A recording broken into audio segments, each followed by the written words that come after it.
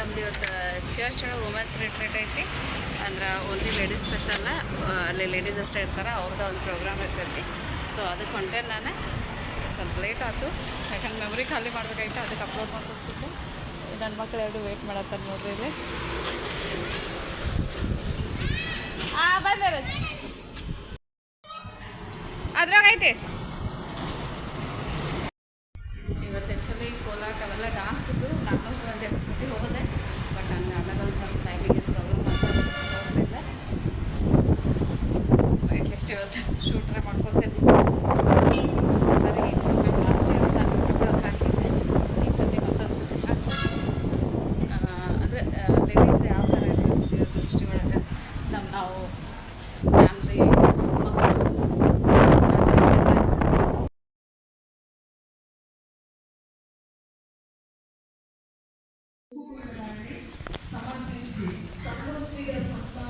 ಇದು ನೋಡ್ರಿ ನಮ್ಮದು ಕಮ್ಯುನಿಟಿ ಹಾಲ ಇಲ್ಲೇ ಇದು ಮಾಡ್ಯಾರ. ಇಲ್ಲಿ ಒಂದು ಹಾಕ್ಯಾರ. ಇವರೆಲ್ಲ ವಾಲಂಟಿಯರ್ಸ್. ಇಲ್ಲಿ ರಿಜಿಸ್ಟ್ರೇಷನ್ ನಡೆಸತ್ತೆ. ಇವರೆಲ್ಲ ರಿಜಿಸ್ಟ್ರೇಷನ್ ಮಾಡಕ್ಕೋತಾರೆ. ಫೋನ್ಪೇ ಅಲ್ಲ, ಫೋನ್ಪೇ ರಿಜಿಸ್ಟ್ರೇಷನ್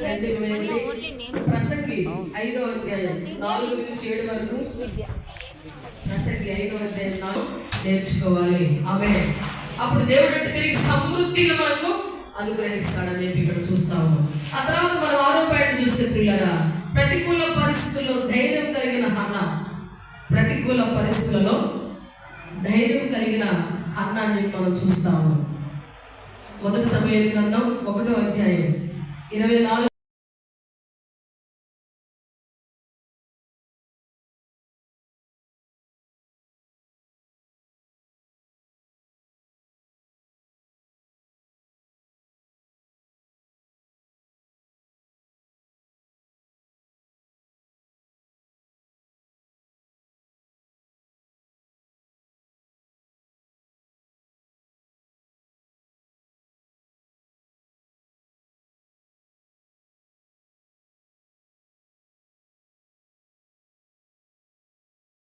దొరుకుతా ఉన్నాడు.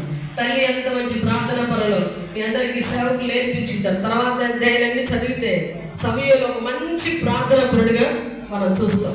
ఎంత ప్రార్థన పరుడు అంటే దేవుడైన ఒక ప్రవక్తలాగా, ఒక దీర్ఘదర్శిలాగా, సేవకులు అభిషేకించేవాళ్ళలాగా గొప్పగా దేవుడు వాడుకుంటాడు. హల్లెలూయా.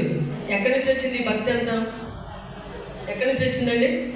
తల్లి దగ్గర నుంచి వచ్చింది. పిల్లలు ఈరోజు మీ పిల్లలందరూ కూడా అంతే భక్తి పరులాగా ఉన్నారు. ఇక్కడ చాలా మంది మ్యారేడ్స్ ఉన్నారు కదా, పెళ్ళైన వాళ్ళు. మీ పిల్లలందరూ అంతే భక్తి పరులాగా ఉన్నారు. ఆలోచించండి.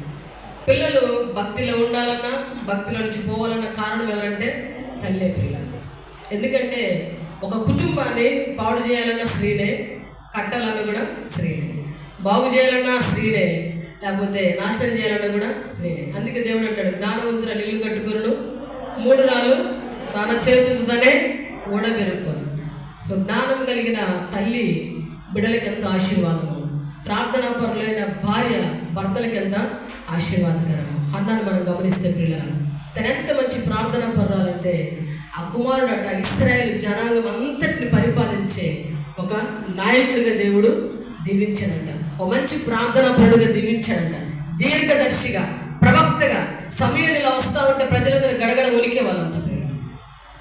దావీదు లాంటి వారిని అభిషేకించేవాడిగా దేవుడు సమయాన్ని దీవించాడు. ఈ భక్తి అంతా ఎక్కడి నుంచి వచ్చిందంటే తల్లిలో నుంచి ఆ భక్తి అంతా వచ్చినట్టుగా మనం చూస్తా ఉన్నాం. ఆమె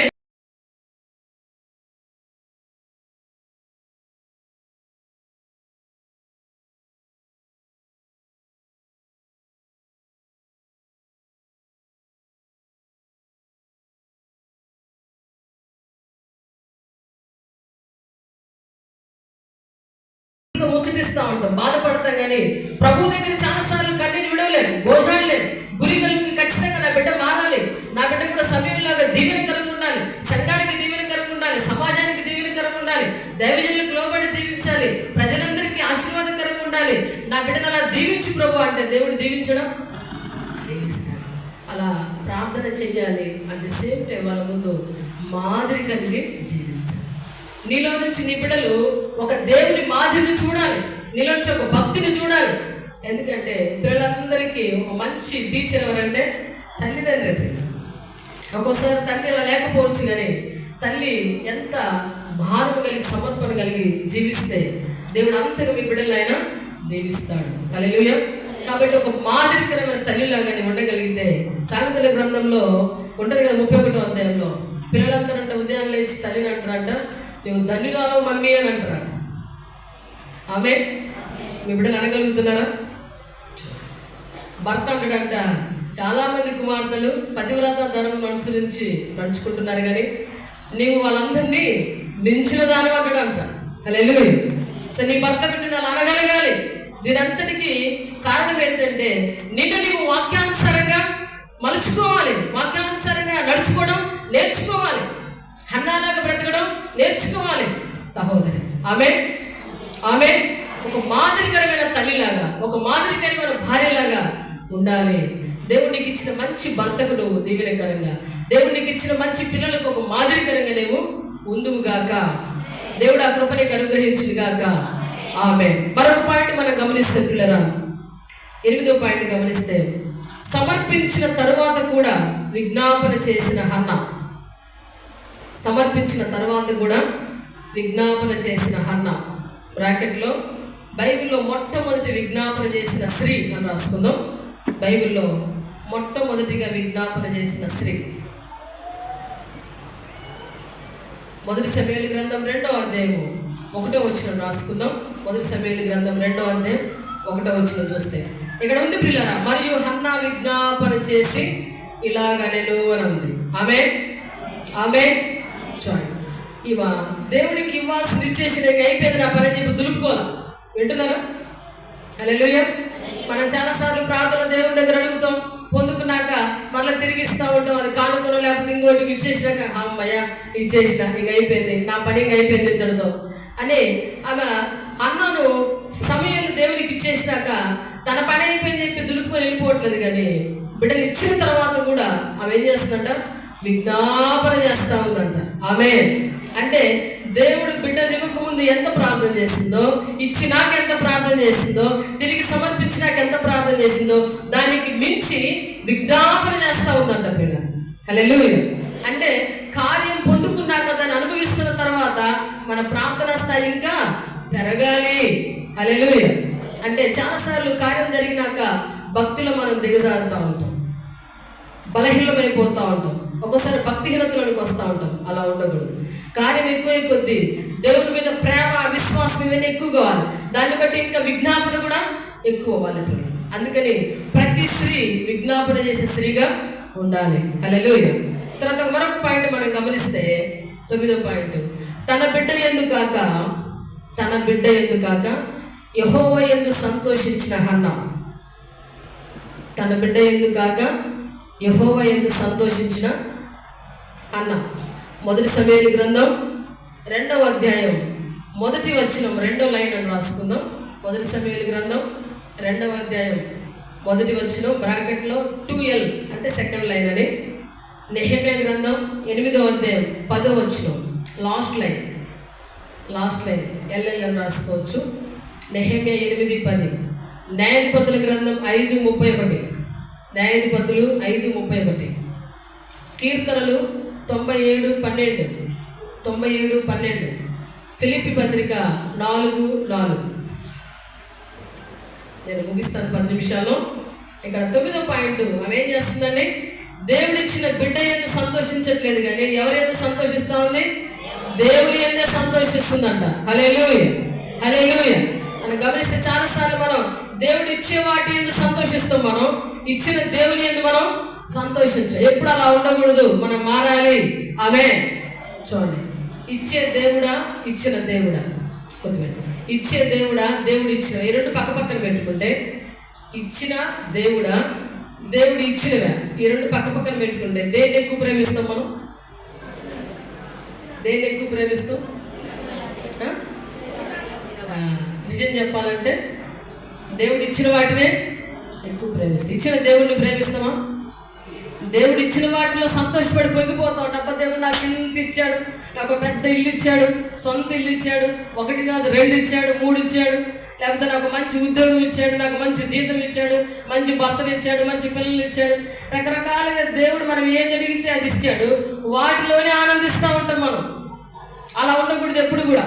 ఎందుకంటే అక్కడ హన్న అంటా ఉంది 2వ అధ్యాయం మొదటి వచ్చిన 2వ లైన్లో, నా హృదయం యెహోవా యందు సంతోషించుచున్నది, యెహోవా యందు నాకు మహాబలము కలిగినట. హల్లెలూయా, హల్లెలూయా. చాలాసార్లు మనం ఇవ్వకపోతే ఒకలాగా, ఇస్తే ఒకలాగా ఉండకూడదు. దేవుడు ఇవ్వకపోతే ఒకలాగా, దేవుడు ఇచ్చిన ఒకలాగా ఉండకూడదు పిల్ల. దేవుడు ఇచ్చినప్పుడు, దేవుడు ఇచ్చిన వాటిలో ఎప్పుడూ ఆనందించదు. ఎందుకంటే అవి శాశ్వత కాలం ఉండేవి కాదు. మన దేవుడు శాశ్వత కాలం ఉండేవాడు. ఆమేన్. అందుకే మనము శాశ్వతంగా ఉండే దేవుని ఏందే సంతోషించాలి, కానీ దేవుడు ఇచ్చే వాటి ఏంది మనము సంతోషించకూడదు పిల్లలు. హల్లెలూయా. అందుకని మన సంతోషం అంతా ఎవరై ఉండాలండి? ప్రభువే ఉండాలి. చెప్పండి అంత, నా సంతోషం నా దేవుడే, నా దేవుని యందు నేను సంతోషిస్తాను. దేవుడు మీ నోటి మాటను స్థిరపరచును గాక. ఆమేన్. ఇది మొదలుకొని దేవుడు ఇచ్చే వాటిలో సంతోషించొద్దు పిల్లలు.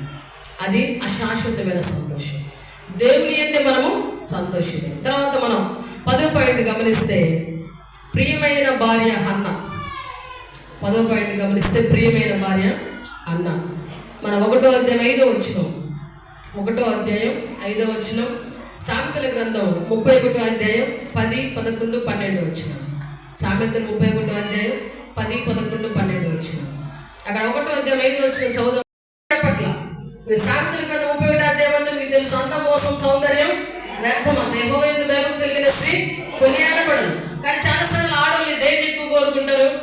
అందరాన్ని ఎక్కువ కోరుకుంటారు. నేను అందం కనపడితే బాగుంది. భర్త ఎప్పుడు అందంలో సంతోషించాడు, దేవుడు కూడా ఎప్పుడు అందంలో సంతోషించాడు.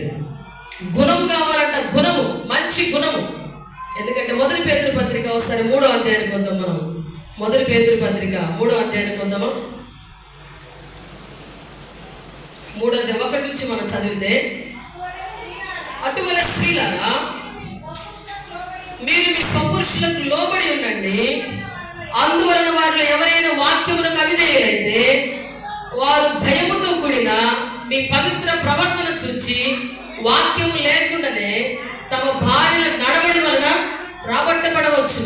జడలు అల్లుకొనుటయు, బంగారు నగలు పెట్టుకున్నటయు, వస్త్రములు ధరించుకున్నటయు, వెలుపటి అలంకారం మీకు అలంకారంగా ఉండక సాధువైనట్టి మృదువైనట్టినైన గుణములు అక్షయ అలంకారము గల మీ హృదయ అంతరంగ స్వభావం మీకు అలంకారముగా ఉండవలెను. అది దేవుని దృష్టికి మిగుల విలువగలదు. అటువల్ల పూర్వము దేవుని ఆశ్రయించిన పరిశుద్ధ స్త్రీలు తమ స్వపురుషులకు లోబడి ఉండడం చేత తమను తాము అలంకరించుకొని. ఆమేన్, ఆమేన్, ఆమేన్. ఇక్కడ 2 రకాల అలంకరణలు ఉన్నాయి. ఇక్కడ ఒకటి ఏంటంటే లోబడే గుణం, లోబడ్డం.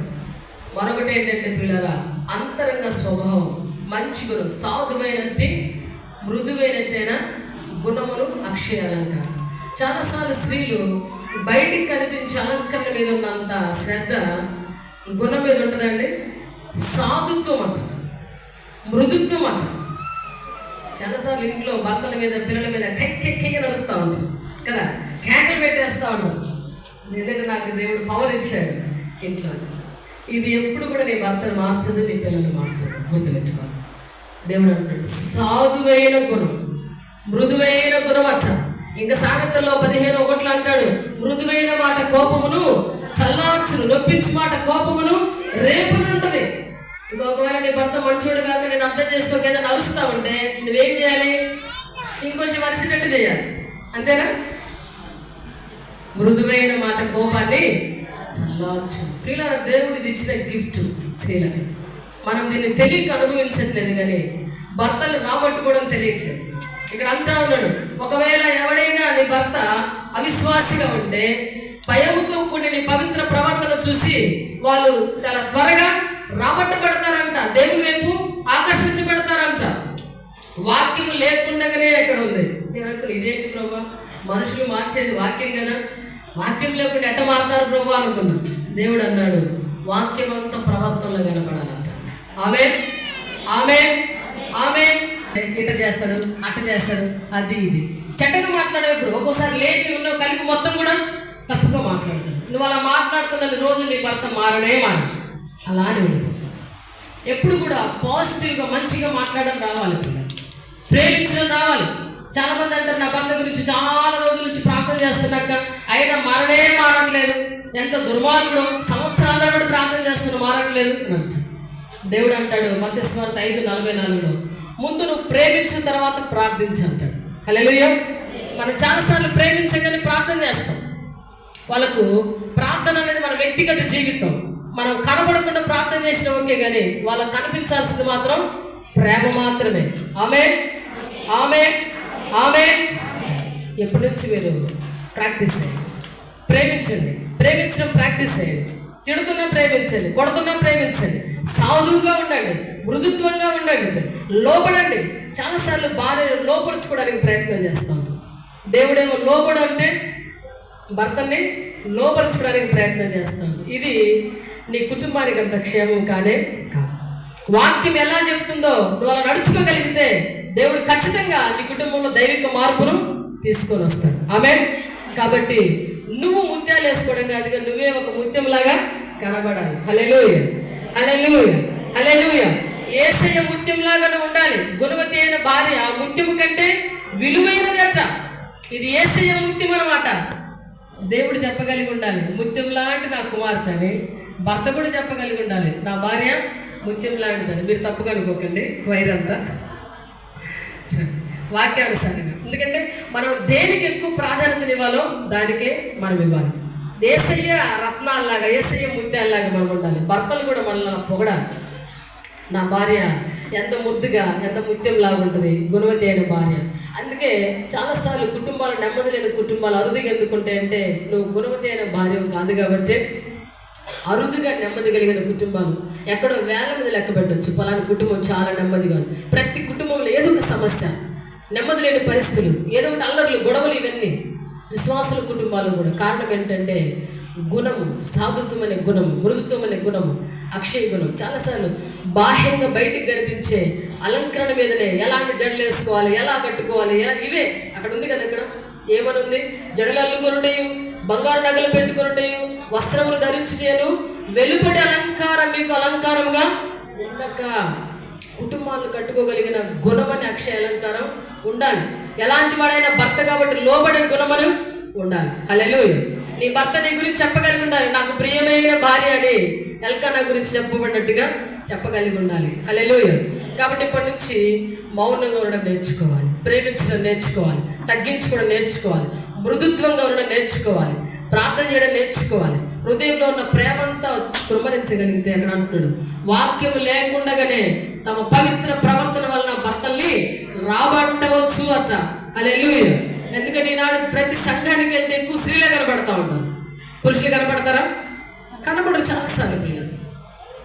కారణం ఏంటంటే నువ్వే మందిరానికి వస్తావు, నువ్వే ఇంకా నిన్ను మార్చుకోవట్లేదు కాబట్టి మందిరానికి రాని వాళ్ళు మారట్లేదు. కాబట్టి మందిరానికి వస్తున్న ప్రతి స్త్రీ కూడా వాక్యానుసారమైన ప్రవర్తన కలిగి ఉండాలి. ఆమేన్. తర్వాత మనము 11వ పాయింట్ గమనిస్తే, ఇశ్రాయేలుల చరిత్రను మార్చుటకు కారణమైన తల్లి హన్నా. ఇశ్రాయేలీయుల చరిత్రను మార్చుటకు కారణమైన తల్లి హన్నా. ముగిస్తాను ఒక 5 నిమిషాల్లో. ఇశ్రాయేలుల చరిత్రను మార్చుటకు కారణమైన తల్లి హన్నా. లాస్ట్ 12వ పాయింట్ రాసుకుందాం. లాస్ట్ పాయింట్, తరతరాలకు మాదిరికరంగా ఉన్న స్త్రీ హన్నా. అన్ని తరాలకి మాదిరికరంగా ఉన్న స్త్రీ హన్నా. నోట్ అని పెట్టుకొని రాయండి. ఒక చిన్న మాట చెప్తాను. నోట్, NOT, నోట్ అని చెప్తాను, రాయండి. హన్నా ఓ మంచి భార్యగా, హన్నా ఓ మంచి భార్యగా కామా, ఓ మంచి తల్లిగా కామా, ఒక మంచి భక్తురాలిగా కామా, ఒక మంచి విశ్వాసిగా కామా,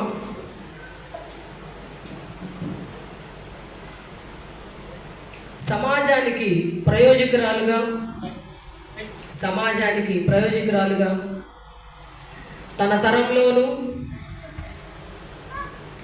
తరంలోను కామా, అన్ని తరాల వారికి అన్ని తరాల వారికి మాదిరికరంగా ఆశీర్వాదకరంగా ఉన్నది. ఆశీర్వాదకరంగా ఉన్నది. కింద లైన్లో మరి నేను ఎలా ఉన్నాను క్వశ్చన్ మార్క్.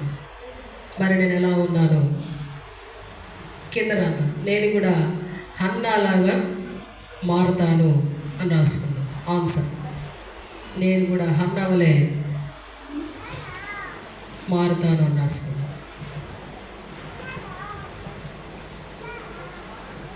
ఆమె అయిపోతే ఒకసారి చూడండి, ప్రసంగం అయిపోయింది. బ్రీఫ్గా మీకు జ్ఞాపకం చేస్తాను.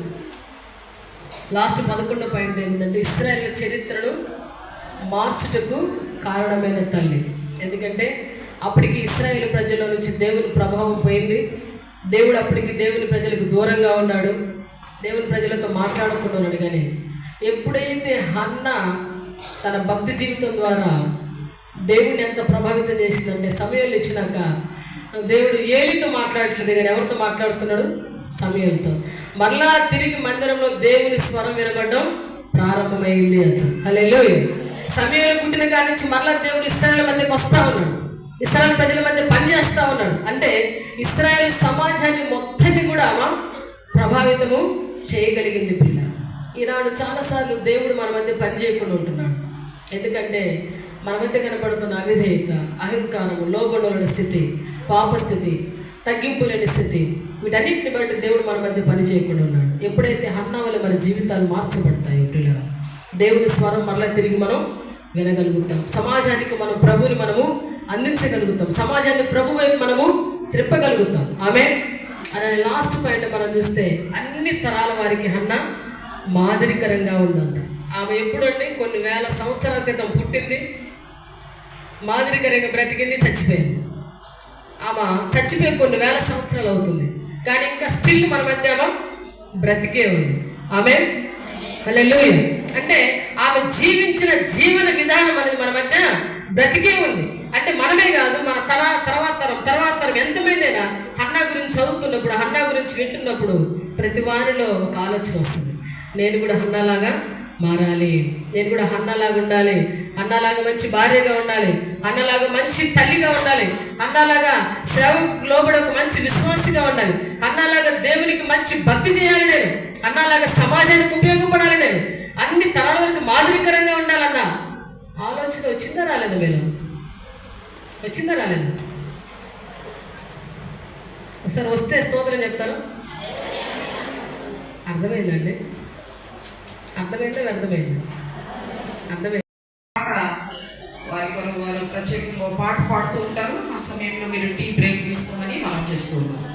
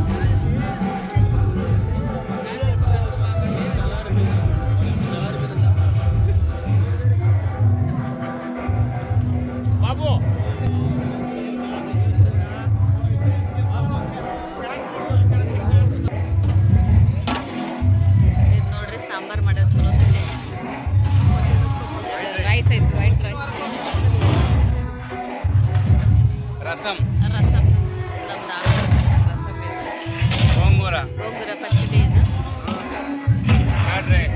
ಇದು ರೈತಾ దహి ಥ್ಯಾಂಕ್ ಯು చాయ్ బిస్కెట్స్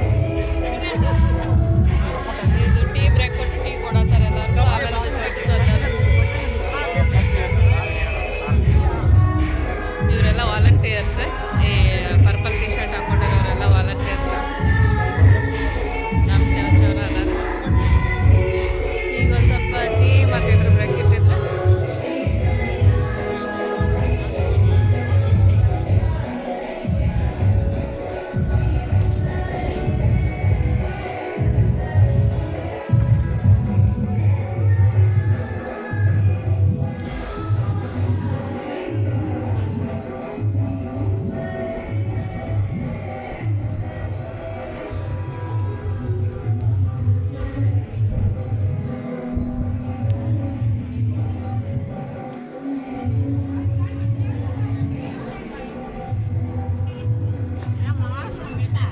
నాకు తెలీదమ్మా నేను అదే అడుగుతున్నా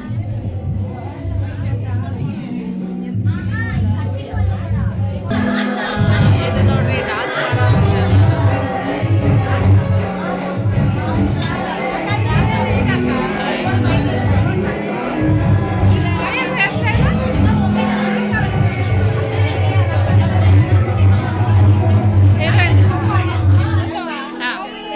ಇದು ನೋಡ್ರಿ ಇವರು ಕೋಯಾ ಡ್ಯಾನ್ಸ್ ಹೇರ್ ಸ್ಟೈಲ್ ಐತಿ ಹಿಂಗೊಂದು ಫ್ಲವರ್ ಹಾಕೊಂಡು ಸೈಡ್ ಮಾಡ್ಯಾರ ಇದು ಸಾರಿ ಯೂನಿಫಾರ್ಮ್ ಐತಿ ಇದರಲ್ಲಿ 2-3 ಕಲರ್ ಫ್ಲವರ್ ಹಾಕೊಂಡ್ರೆ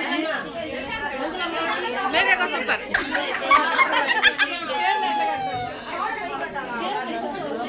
ఎట్లా పెట్టుకున్నావు ఎవరు వేసింది ఇది పెట్టేస్తుంది అక్క కొంచెం టైట్గా పెట్టేస్తాను చెప్పండి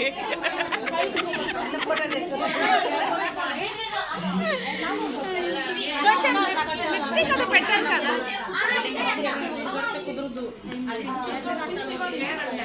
కొంచెం లిప్స్టిక్ అవన్నీ పెట్టుకోవాలి కదా అందరూ సిస్టర్ లిప్స్టిక్ పెట్టుకోవాలి కదా కొంచెం kajal lipstick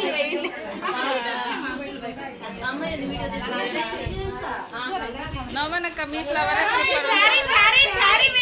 No, I am not taking. I am taking her hairstyle.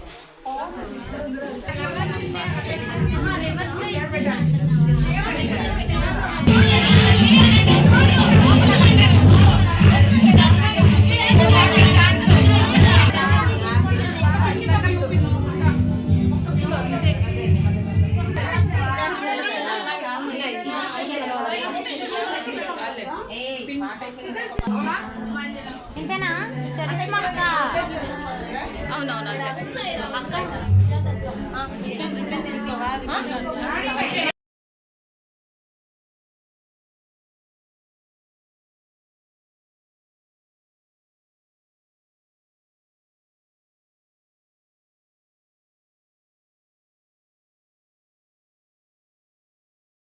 అంటూ మన మధ్యకు రండి రండి వచ్చి దేవుణ్ణి స్తుతించండి అంటూ లంబాడి భాషలో కోయా భాషలో కోయా సంస్కృతిని ప్రతిబింబిస్తూ మా బేతేలు ఎస్తేరు ప్రార్థనా సమాజం వారు ప్రదర్శించేటువంటి కోయా నృత్యాన్ని వీక్షించాలని మనం చేస్తున్నాం. దేవుడు మనల్ని సృజించాడు, మనల్ని రక్షించడానికి మానవుడిగా వచ్చాడు, మన కోసం ఆయన ప్రాణం పెట్టాడు, మా లోక బ్రతుకుని ఆయన మార్చడానికి దేవుడే మనిషిగా దిగి వచ్చాడు. అందుకే మనందరం కలిసి భూమి మీద ఆయన్ని స్తుతించాలి, ఆరాధించాలి. ఆ సువార్తని ఆ రోజు దేవదూత వచ్చి గొర్రెల కాపులకు తెలియజేసింది, వాళ్ళు దేవుడిని స్తుతించారు. ఈ లోకానికి దేవుని మాట సువార్త పండగ, అందుకే మనం అందరం ఆరాధిద్దామని దీని యొక్క అర్థం. ఇటువంటి ఈ ఈ కోయా పాటని మా యొక్క ఎస్తేరు ప్రార్థనా సమాజం వారు ప్రదర్శిస్తుండగా అందరూ ఆలకించాలని, వీక్షించాలని, ఆనందించాలని आवरे आवरे हमारे बारो सुंदर भागो फिर नाचरे खुशी और धारा आयो अंतु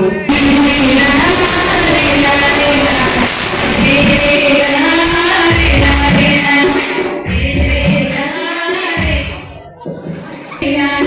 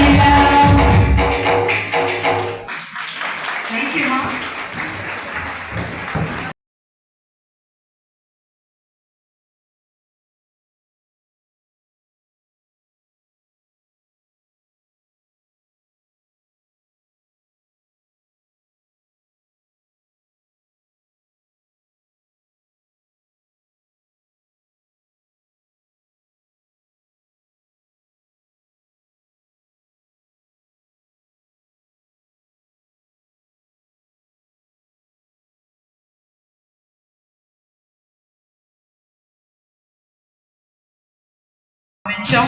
దాంతోపాటు మరి దూర ప్రాంతాల నుండి దైవజనరాల్ని మీ మధ్యకి పిలిపించాం. ఆత్మీయంగా మనం బలపరచబడుటకై ఆత్మీయ సందేశాలు కుటుంబాలకి స్త్రీలకి అవసరమని ఇచ్చి మరి పిలిపించాం కనుక దయచేసి ఎవరు వెళ్ళద్దు. మరి మీకు ఏదైనా అసౌకర్యంగా ఉన్నట్లయితే మాకు తెలియజేస్తే మీకు సౌకర్యాన్ని మేము సమకూరుస్తాం. నెక్స్ట్ ఈ సమయంలో పాట విన్నాం. చివరి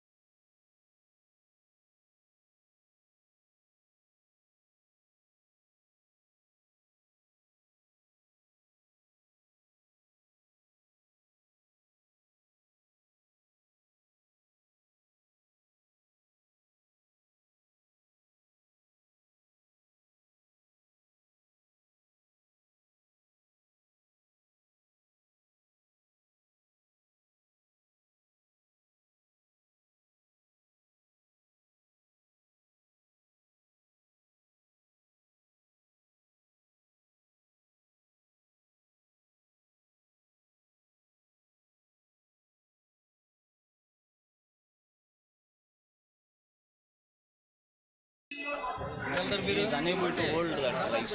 She act like that. We have to leave them. ఇక్కడ కింద పట్టు.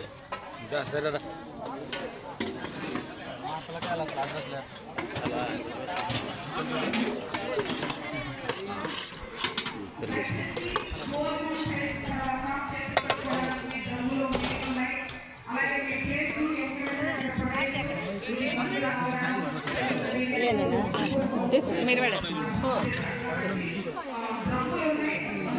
ఫోటో తీయబడండి కానీ పీస్ వద్దనా బిర్యానీ రైస్ చల్ చల్ చల్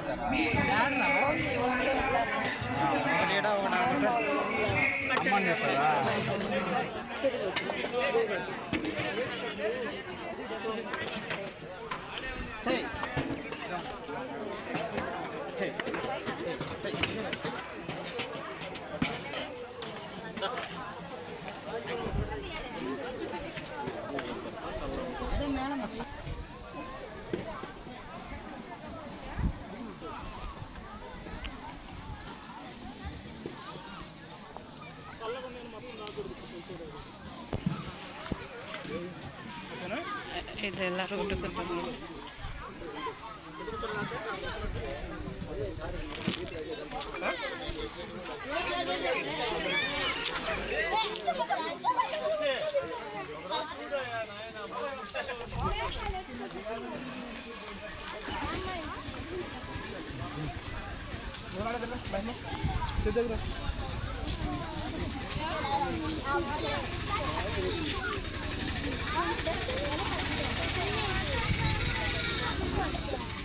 डालिए ले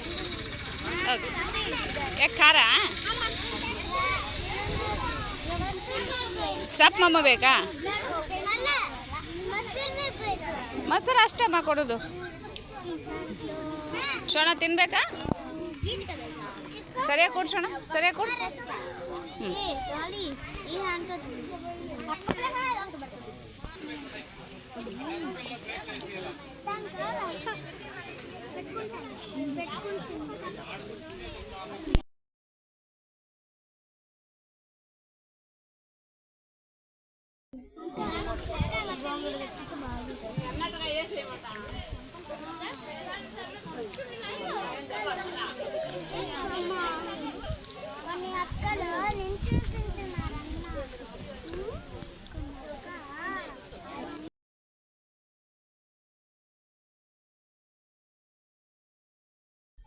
ಈಗ ನೋಡ್ರಿ ನಮ್ದೆಲ್ಲ ಊಟ ಆಯಿತು.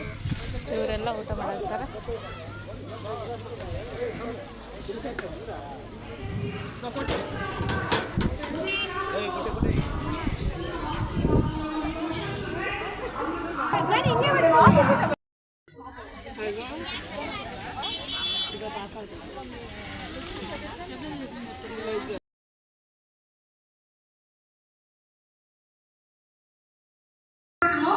ఎవరి గురించి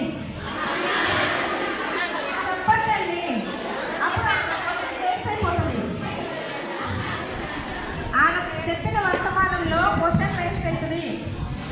మీరు ఫస్ట్ పేదలు వాళ్ళకి కాదండి, అవతలకి వాళ్ళకి ప్రిఫరెన్స్.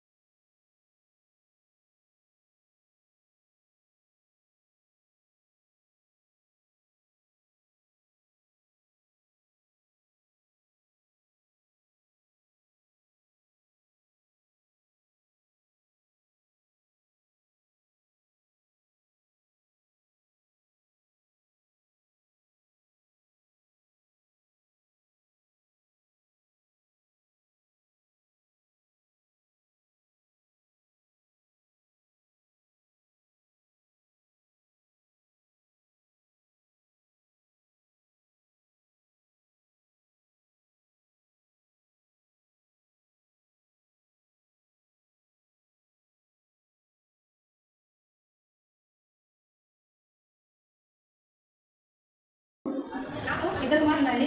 మహిళలు మా దేశం యూదా దేశపు బెతలెహేము. న్యాయాధిపతులు ఏలిన దినాల్లో గొప్ప కరువు వచ్చినప్పుడు నేను, నా భర్త మరి నా ఇద్దరు పిల్లలు కూడా అన్నం తినడానికి ఎంతో కష్టపడిన సందర్భంలో మరి నా భర్త అయినటువంటి ఎలిమెలకు మరి మోయాబు దేశంలో ఆహారం సమృద్ధిగా దొరుకుతుంది, మనం అక్కడికి వెళ్దాం అని చెప్పినప్పుడు నేను ఏమి ఆలోచించుకున్నా నేను మరి నా భర్త నా ఇద్దరు పిల్లలు కలిసి మరి మా దేశం అయినటువంటి యూదా బెతలెహేమును విడిచిపెట్టి మరి మోయాబు పరిగెత్తుకుంటూ వెళ్ళిపోయాడు. మరి మోయాబు దేశానికి వెళ్ళిన తర్వాత కొన్ని దినాలు మాత్రమే నేను ఎంతో కొంచెం బాగున్నాను. తర్వాత నా భర్త అయినటువంటి ఎలిమెలకు మనం చంపాడు. అప్పుడు మరి నేను నా భర్తని కోల్పోయి 10 విధాలుగా మిగిలాల్సి వచ్చింది అనమాట. ఆ తర్వాత 10 సంవత్సరాలకు మరి తండ్రి నా ఇద్దరు కుమారులకు వివాహ వయసు వచ్చినప్పుడు నేను మోయాబు స్త్రీలను మరి నా ఇద్దరు కుమారులకు ఇచ్చి వివాహం చేశాను. మరి యెహోవా యొక్క ఆజ్ఞను మరి నేను తిరస్కరించాను. నా దేశపు బిడ్డలను నా బిడ్డలకు వివాహం చేయాల్సింది, కానీ అన్ని స్త్రీలు నేను నా బిడ్డలకి వివాహం చేశాను. 10 సంవత్సరాలు మరి నా బిడ్డలు సంతోషంగా ఉన్నారు, కానీ 10 సంవత్సరాల తర్వాత మరి నేను నా ఇద్దరు బిడ్డలు కూడా కోల్పోయాను. మరి నేనైతే నా భర్తను మరి ఇద్దరు కుమారులను కోల్పోయి మరి విధవరాలుగా మరి మిగిలాల్సి వచ్చిందండి. కారణం నేను నా భర్త నా దేశాన్ని విడిచిపెట్టి నా దేవుని విడిచిపెట్టి మోయాబు దేశాన్ని పరిగెత్తుకుంటూ వచ్చినందుకు నా భర్తను నా ఇద్దరు బిడ్డలను నేను కోల్పోయాను. కొద్ది దినాల తర్వాత మరి దేవుడైనటువంటి యెహోవా మరి ప్రజలను దర్శించి మరి ఆహారాన్ని సమృద్ధిగా బెతలెహేములో ఇచ్చి మరి పోషిస్తున్నాడని తెలిసినప్పుడు నేను ఎంతగానో సంతోషపడ్డాను. ఎందుకంటే నా దేవుడు మరి కరువులో ఉన్నప్పటికీ కూడా నా బిడ్డలు సందర్శించాలని ఎంతగానో నేను పొంగిపోయి ఇక నేను ఉండకూడదు, నా దేశానికి వెళ్ళిపోవాలి, నా దేవుడు నేను వెళ్ళిపోవాలని నిర్ణయించుకొని నా ఇద్దరు కోడలను పిలిచి, అమ్మ మనం ఈ మోయాబు దేశాన్ని విడిచిపెట్టి మరి మా దేశమైన నా బెతలెహేము వెళ్ళిపోతున్నాం, వెళ్దాం అన్నప్పుడు నేను నా ఇద్దరు కోడలు కూడా మరి మోయాబు దేశాన్ని విడిచిపెట్టి మా దేశం యూదా బెతలెహేము వెళ్ళడానికి ప్రయాణం.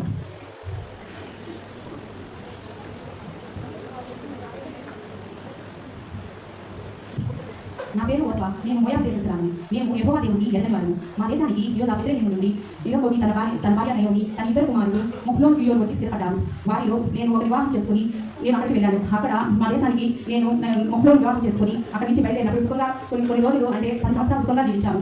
అనుకోని రీతిగా నా భర్త నా తోడికోడల భర్త మరణించినందున మేము ఇద్దరు ఒంటరి వారు అయిపోయాము. ఆ సమయంలో మా అత్త నయోమి తన దేశానికి యూదా బెతలెహేము నుండి వెళ్ళాలన్నప్పుడు నేను మా తోడికోడలు ఇద్దరు ముందుకు ప్రయాణమయ్యాము. కానీ మార్గ మధ్యలో మా అత్త నయోమి మా దేశానికి అంటే మేము అక్కడి నుంచి వెళ్ళినప్పుడు మా దేశానికి కూడా మేము అక్కడి నుంచి వెళ్ళాము. అప్పుడు మేము వేరొక వివాహం చేసుకొని సంతోషంగా ఉండాలని చెప్పింది. కానీ నేను ఎలిగి తీర్చాను. ఆ సమయంలో మా అత్త నయోమిని ముద్దు పెట్టుకుని మా దేశానికి మోయాబుకి వెళ్ళాను. అప్పటి నుంచి నేను బైబిల్లో మీకు ఎక్కడా కనిపించను. నేను రూతును మోయాబు దేశం. మేము అన్ని జనాలు యెహోవా దేవుని ఎరగనివారు. నేను నయోమి ఎలిమెల కుమార్తెని వివాహం చేస్తున్నాను. మా అత్తగారి ద్వారా నయోమి వారి ద్వారా నేను యెహోవా దేవుని గురించి విన్నాను. మేము 10 సంవత్సరములు మేము మా దేశంలో అంటే మోయాబు దేశంలో సుఖంగా జీవించాము. అనుకోకుండా నేను ఇద్దరం కూడా ఒంటరిగా మిగిలాను. ఆ సమయంలో మాకు ఏం చేయాలో, ఎలా బతకాలో, ఎలా జీవించాలో అర్థమైన స్థితిలో ఉంటున్నప్పుడు మాకు బెతలెహేము గురించి ఒక మంచి వర్తమానము వినిపించారు. అదేమన్నా యెహోవా దేవుడు వారికి ఆహారం ఇచ్చినప్పుడు వారిని దర్శించడం. ఆ యొక్క వర్తమానాన్ని మేము మా అత్త నయోమితో కలిసి బెతలెహేముకి వెళ్ళాలని ప్రయాణం. మార్గంలో ఉండగా మా అత్త నయోమి మాతో మీ స్వదేశానికి వెళ్ళి వేరే వివాహం చేసుకుని మీరు సుఖంగా జీవించింది అని మా చెప్పారు. నేను అన్ని దేవతలను బయట మరలా పెరుగుతా నాకు ఇష్టం లేక నేను యెహోవా దేవుని గురించి కూడా తెలుసుకున్నాను. కాబట్టి నేను మతతో ఇలా అన్నాను, నీ వెలుచడిగే నేను వస్తాను, నీ వెలుచడిగే నేను ఉంటాను, నీ ప్రజలే నా ప్రజలు, నీ దేవుడే నా దేవుడు, మరణం తప్ప నిన్ను నన్ను ఏది వేరు చేయకూడదు అని చెప్పాడు. నా యొక్క గట్టి తీర్మానాన్ని చూసి మాతో సంతోషించి తనతో పాటు బెతలెహేము ప్రాంతానికి తీసుకెళ్ళింది. మరి నేను మరి నా ఇద్దరు కూడా కలిసి మరి మోయాబు దేశాన్ని విడిచిపెట్టి మా దేశమైనటువంటి యూదా బెత్లెహేముకు మేము వెళ్తూ ఉన్నాం. అలా మార్గమధ్యంలో వెళ్తున్నప్పుడు మరి నేను నా ఇద్దరు కూడా మళ్ళీ పిలిచి నాతోటి రావద్దండి, మీ దేశానికి మీరు వెళ్ళిపోండి, మీ తల్లి ఇంటికి మీరు వెళ్ళిపోండి, ఆ దేశానికి రావద్దని చెప్పినప్పుడు ఆ పెద్ద కూడా లోప మాత్రం తను ముందు పెట్టుకుని తన దేశానికి తను వెళ్ళిపోయింది. కానీ ఆ కూడా నా రూపు మాత్రం మరి ఏమనంటే నీ దేవుడే నా దేవుడు, నీ దేశం నా దేశము, మరి నువ్వు ఎక్కడ ఉంటావో నేను అక్కడే ఉంటానని చెప్పినప్పుడు అప్పుడు ఆ రూపు నన్ను హత్తుకుని ఉన్నప్పుడు నేను అన్నాను మరి రూపుతోటి మరి మేము ఇద్దరం కలిసి మరి మోయాబు దేశాన్ని విడిచిపెట్టి ఎవరికొక ఆరంభ సమయంలో యూదా బెత్లెహేముకి మేము చేరాం. మేము యూదా బెత్లెహేముకు చేరిన వెంటనే అప్పుడు ఉన్నటువంటి ఊజనం అంతా గుంపు కూడా వచ్చి వాళ్ళ వాళ్ళు ఈ నయం కదా ఈ నయం కదా ఈ నయం కదా అంటున్నప్పుడు అప్పుడు నేను ఎంతగానో బాధపడాను, ఎంతగానో ఏడ్చాను. కారణం ఏంటంటే నయోమి అంటే మధురమైన అర్థం, కానీ మధురమైనటువంటి నా జీవితాన్ని నేను మోయాబు దేశానికి తీసుకుని వెళ్ళి మరి మారాగా మార్చుకున్నాను. మారా అంటే చీర అర్థం. మరి ఎవరికొక ఆరంభ సమయంలో మేము వచ్చా సంతోషం లేదు, కానీ మరి నా జీవితాన్ని నేను చేరుగా మార్చుకున్నానని వారితో ఎంతగానో ఏడ్చాను. మరి మా యూదా దేశంలో మరి కరువు వచ్చినప్పుడు నేను కానీ నా దేవుడు యెహోవాకు ప్రార్థన చేసి ఉంటే, ఆయన యొక్క ఆలోచన నేను తీసుకుని ఉంటే, ఆయన యొక్క చిత్తాన్ని నేను గ్రహించి ఉంటే ఈనాడు ఈ విధంగా నా జీవితం చేదుగా మారేది కాదేమోనని ఎంతగా రోధించాను. మరి ఆనాడు 40 సంవత్సరాలు మరి నా పితరులైనటువంటి ఇశ్రాయేలును అరణ్యంలో పోషించినటువంటి నా దేవుడు కరువు సమయంలో కూడా నన్ను పోషిస్తాడు, నా కుటుంబాన్ని పోషిస్తాడు, నా గ్రహింపు నాకు ఉండి ఉంటే మరి ఈనాడు నా జీవితం ఇలా చేదుగా మారేది కాదేమో అని ఎంతగానో బాధపడ్డాను. అది మాత్రమే కాదు, కానీ బైబిల్ గ్రంథంలో సింహ పిల్లలైన లేవిలో 50 ఉంటాయి, కానీ యెహోవాను ఆశ్రయించిన వారికి ఏమీ వదలలేదన్న ఆ యొక్క వార్తలను కూడా నేను గుర్తు తెచ్చుకోలేకపోయినాను. బైబిల్ రోజు చదువుతున్నప్పటికీ అన్న బాధతో అయ్యో అయ్యో నా జీవితాన్ని నేను చేదుగా చేసుకున్నాను ఏడ్చాను. అంతేకాకుండా మరి సర్వశక్తిమంతుడు నాకు దుఃఖాన్ని కలుగజేశాడు, మరి సర్వశక్తిమంతుడు నాకు రిక్తురాలుగా చేశాడు, సర్వశక్తిమంతుడు నాకు విరుద్ధంగా సాక్ష్యం చెప్పాడని ఈ దేవుడు నేను అపరాధం చేసుకున్నాను కాదేమో. సర్వశక్తిమంతుడు గొప్ప కార్యం చేస్తాడని బైబిల్లో ఉంటే ఆ సంగతి మర్చిపోయి వాడు నా దేశమైనటువంటి యూదా బెత్లెహేమును నా దేవుడిని విడిచిపెట్టి నేను మోయాబు దేశానికి వెళ్ళిపోయినాను అని ఎంతగానో రోధించాను, కృంగిపోయాను. అప్పుడు నన్ను నయం కాదండి, నేను సమృద్ధి కలిగిన దాన్ని మోయాబు వెళ్ళాను. ఇప్పుడు మాత్రం నా భర్తను నా ఇద్దరు కుమారులను నా సర్వస్వాన్ని కూడా కోల్పోయిపోయాను, మరి చేతిలో విడిపోయాను, మారాగా విడిపోయాను. దయచేసి నన్ను నయం ఏంటంటే నేను చెప్పినప్పుడు అందరూ నాతో పాటు కూడా బాధపడి ఎవరి గృహాలు వాళ్ళు వెళ్ళిపోయాను. చివరికి మాత్రం నేను నా కోడలు దిగాను. నేను మరి నా కోడలు రూతు అప్పటి నుంచి ఆ బయటలో నివసించాను. మరి నా కోడలైనటువంటి రూతు నా దేవుడు వాళ్ళ దేవతలను వాళ్ళ దేశాన్ని వాళ్ళ దేవుడిని విడిచిపెట్టి యెహోవా దేవుడు నిజమైన దేవుడని ఆయనే రక్షకుడని ఎరిగి ఆయన విశ్వసించి ఆయన నమ్మి ఆ యూదా దేశానికి వచ్చినందుకు కనుక మరి నా కోడలికి నేను విశ్రాంతి వెతకాల్సినటువంటి బాధ్యత ఉంది కనుక, తనకు ఒక కొత్త జీవితాన్ని ప్రసాదించాల్సిన బాధ్యత ఉంది కనుక మరి అప్పటి నుంచి నేను దేవుని యొక్క నా కోడలైనటువంటి రూతు కోసం కనిపెట్టడం ప్రారంభించాను. మేము బెత్లెహేము ప్రాంతానికి వచ్చాము. ఇప్పుడు ఎలా జీవించాలో అర్థం కాని పరిస్థితిలో ఉంటున్నప్పుడు అక్కడ ప్రాంతం అంతా కూడా ఎవరికొంత ప్రారంభమైందని తెలుసు. నేను కొంత పరిగెత్తుకు వస్తానని మాతో చెప్పినప్పుడు మాతో సరైనది. నేను పరిగెత్తుకోవడానికి పొలం దగ్గర వెళ్ళినప్పుడు ఆ యొక్క పొలం యజమానుడు నా పట్ల దయగా మాట్లాడి, నీవు ఎక్కడికి వెళ్ళదు, నా పని వారి దగ్గరే నిలకడగా ఉంటూ వీరి దగ్గరే ఆహారం తిను, నీ దాహం వేస్తే గుండెలో నీరు తాగు అని నాతో దయగా మాట్లాడాడు. పరదేశమైన నా పట్ల నీకు ఇంత జారి ఎందుకు కలిగింది అని నేను అడిగినప్పుడు అతను ఇశ్రాయేలుల దేవుడైన యెహోవా దగ్గర కింద నువ్వు సురక్షితంగా ఉంటే వచ్చావు, నీకు దేవుడు నిత్య బహుమానించను అని ఆశీర్వదించాడు. నాకు ఆ సమయంలో ఏమీ అర్థం కాలేదు. ఇంటికి వెళ్ళి నేను మా అత్తతో జరిగిందంతా చెప్పినప్పుడు అతడు ఎవరు కాదని బోయజ్ అని మాకు సమీప బంధువుని నా పట్ల బద్ధధర్మాన్ని జరిగించడానికి ఆయన తగిన వాడని చెప్పింది. కొన్ని దినములైన తర్వాత నీవు పొలంలోకి వెళ్ళినప్పుడు ఇలాగా చేయని కొన్ని సలహాలు సూచన గురించి నన్ను మాత నయోమి పంపాడు. నేను మాత నయోమి చెప్పినట్లే చేశాను. అతడు ఊరి పెద్దలందరినీ పిలిపించి ఆ యొక్క మర్యాద చొప్పున యొక్క దేశ మర్యాద చొప్పున నన్ను వివాహం చేసుకున్నాను. ఊరి పెద్దలందరూ కూడా నీవు రాహేలు వలె నీవు లేయా వలె అగ్గువు కదా అని మమ్మల్ని దీవించాడు. మాకు ఒక కుమారుని కూడా దేవుడు అంతరించాడు. అతని పేరు ఓబేదు అని పేరు పెట్టుకున్నాను. నేను ఇశ్రాయేలు నా దేవుడిని ఆశ్రయించాను కనుక దేవుడు శక్తమైన నా జీవితాన్ని ఆశీర్వాదకరంగా మార్చాడు. అంత మాత్రమే కాదు, అనేకులకు ఆదర్శవంతంగా మార్చాడు. తన వంశావళిలో కూడా నా పేరును ఇచ్చాడు. అంత మాత్రమే కాదు, పరిశుద్ధ గ్రంథంలో నా పేరున ఒక గ్రంథాన్ని రాయించి ఉంచాడు. ఇంత నా జీవితంలో ఆశీర్వాదకరంగా జరిగిందంటే ఇది నేను ఆశ్రయించిన నా దేవుడి వల్లే నాకు జరిగిందని నేను నమ్మాను. దేవుడు నా వారికి మహిమ కలుగుగాక. సమయం ఉన్నారా? ఈ సీటు అర్థమైంది, రూతు గ్రంథం అని అర్థమైందా? ఓకే, క్రైస్తవ అందరికీ అర్థమైంది. మరి చక్కగా మూడు పోర్షన్స్ లో చెప్పారు. నయోమి తన జీవితం మరి మొదలుగా ఉండి మన మాగా ఎలాగా మార్చబడిందో తన తర్వాత అనుకుంటూ తన ఆత్మకథని తెలియజేస్తుంది. అలాగే మరి ఓర్ప మోయాబు దేశస్తురాలు ఎప్పుడైతే అతను ముందు పెట్టుకొని బాయ్ చెప్పి వెళ్ళిపోయిందో తర్వాత అరణ్యం కూడా బయటలో కనబడాలి. ఆమె జీవితం ఎలా అయిందో మనకు తెలియదు. కానీ రూతు మాత్రం మోయాబు దేశంలో పుట్టినప్పటికీ శాపగ్రస్తమైన దేశంలో పుట్టినప్పటికీ కూడా మరి తన అత్త నమ్మిన దేవుడిని ఆమె కూడా మరి హత్తుకుని కనుక యెహోవాకు భయభక్తులు కలిగి తన అత్త యొక్క భక్తిని అనుసరించింది కనుక ఆమె ఈ రోజుకి కూడా మన మధ్య సజీవులాగా మన చరిత్ర చెప్పుకుంటూ ఉన్నాం అన్నమాట. యెహోవాకు భయభక్తులు కలిగిన స్త్రీ కొనియాడాడు. సమగ్ర 30 ఆమె చేసిన పనులు ఆమె కొనియాడాట. కాబట్టి రూతు చూసి బోయజ్ కూడా మాట్లాడాడు. ఏమంటాడమ్మా, నువ్వు చూపించిన భక్తి, నువ్వు చూపించినటువంటి సత్ప్రవర్తన చూసి నేను మరి ఏం కావాలో అని కోరుకున్నాడు. కాబట్టి ఈ మధ్యాహ్న సమయంలో నీవు కూడా మరి రూతు జీవితం వల్ల ఆదరణ లేకుంటే లేదంటే దుఃఖంలో బాధలో కష్టాల్లో ఉన్నట్లయితే ఇదే మంచి సమయం. ఇప్పుడు ప్రభు ఎదురు వస్తే యెహోవాకు భయభక్తులు కలిగి ఆయన అనుసరించినట్లయితే నీ జీవితం కూడా మరి రూతు వలె ఆశీర్వదించబడింది. ఏ పనులు పని అయిందో ఆ పనులకి యజమానురాలు చేశాడు రూతుని. కాబట్టి జ్ఞాపకం చేసుకొని ఇదిగో ప్రభుని కూడా వెంబడించమని ప్రభు పేరు ముగిస్తున్నానండి. ఆశ్రయమాధారం నీవేనయ్యా, కొండయు కోటయు నీవే ప్రభువా.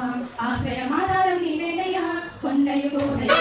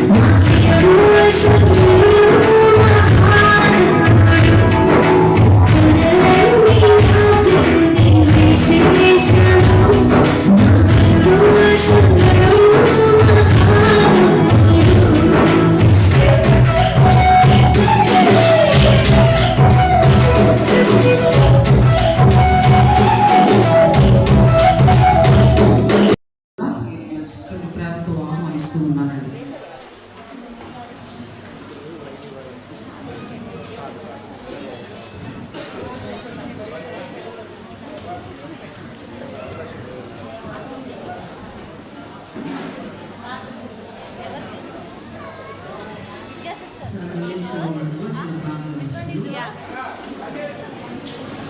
Madam master madam assistant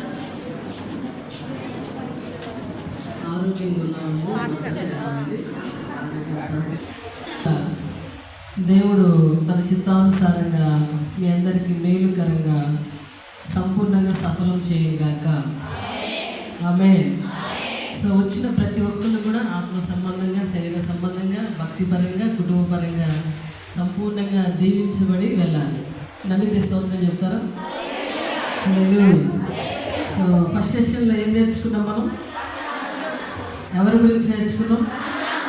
last bench వాళ్ళు చెప్తారా? లాస్ట్ బెంచ్ కొంచెం బిగ్గరగా వినపడట్లేదు. గ్రంథం 1వ అధ్యాయము 1 నుంచి 7 వరకు చదువుకుందాం. మొదటి సమూయేలు గ్రంథం 1వ అధ్యాయం 1 నుంచి 7 వరకు అందరం కలిసి చదువుదాం కదా. ఈసారి ఉత్తర ప్రతినిధి కాకుండా 7 వచనాలే కాబట్టి అందరం కలిసి చదువుదాం.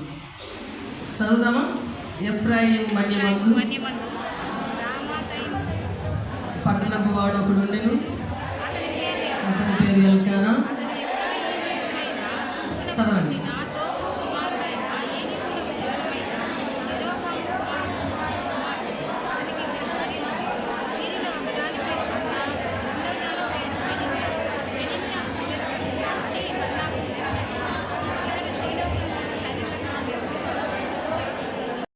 ప్రార్థన చేద్దాం. లేచి నిలబడితే నీ కొరకు ప్రార్థన చేద్దాం. నిజంగా ఆశ ఉందని లేచి నిలబడదాం. ఈ యొక్క సాయంకాల సమయంలో ఈ దినమంతటిని మీరు జ్ఞాపకం చేసుకొని మొదటి వర్తమానంలో అన్నా జీవితాన్ని మీరు స్పష్టంగా బయలుపడారు. 2వ వర్తమానంలో తెలియని జ్ఞాపకాలు తీసుకొచ్చారు. యెహోవా వైపు చూస్తూ వాక్యానుసారంగా మా జీవితాలను ప్రభువులో మేము కట్టుకున్నట్లయితే నాయన మీ జీవాన్ని కోరుకున్న వారు మమతాం. నాన్న మీరు జ్ఞాపకం చేసుకొని మమ్మల్ని జీవం వైపు నడిపించండి, ఆశీర్వాదం వైపు నడిపించండి. వచ్చిన మరి ఆయా సంఘాల నుండి, ఆయా ఊళ్ళ నుండి స్త్రీలు సమకూర్చబడ్డారు. వారందరూ ప్రభావం మీ వాక్యాన్ని విన్నారు, వారి హృదయాన్ని అప్లై చేసుకున్నారు. ప్రభావం అయా సాక్షాత్ ఆ వాక్యాన్ని ఎత్తికెళ్ళుకున్నట్టు వారి హృదయాన్ని గరిపించి వారి